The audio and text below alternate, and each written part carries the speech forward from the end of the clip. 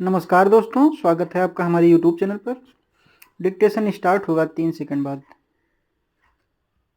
सत्य क्या है, इसका जवाब देने की कोशिश अनेक दार्शनिकों और मनीषियों ने की है, लेकिन वे कोई संतोषजनक परिभाषा गढ़ नहीं पाए हैं। हो सकता है उनमें से अनेक ने सत्य का स्पर्श किया हो या सत्यमय जीवन जिया हो, परंतु सत्य को जीना एक बात है और उसे परिभाषित करना दूसरी बात।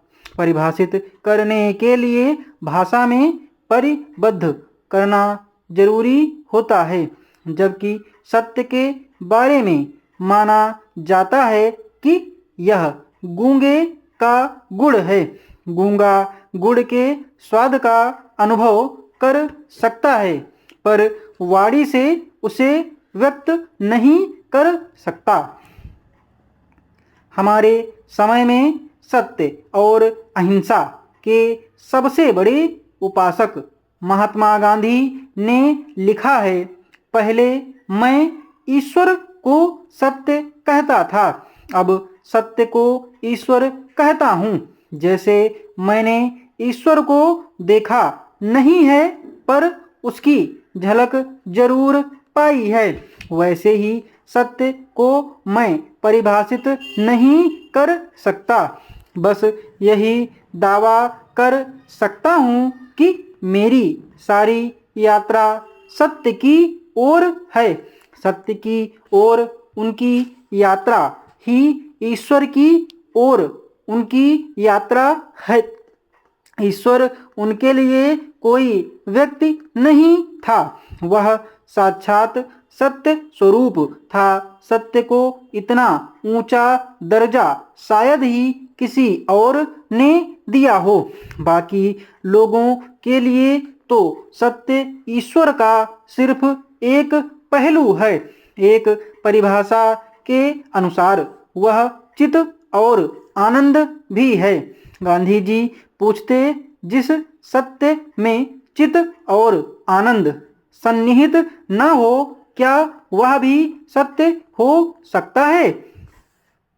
आज हम महसूस करते हैं कि गांधी जी सत्य की ओर यात्रा नहीं कर रहे थे, बल्कि सत्य को जी रहे थे।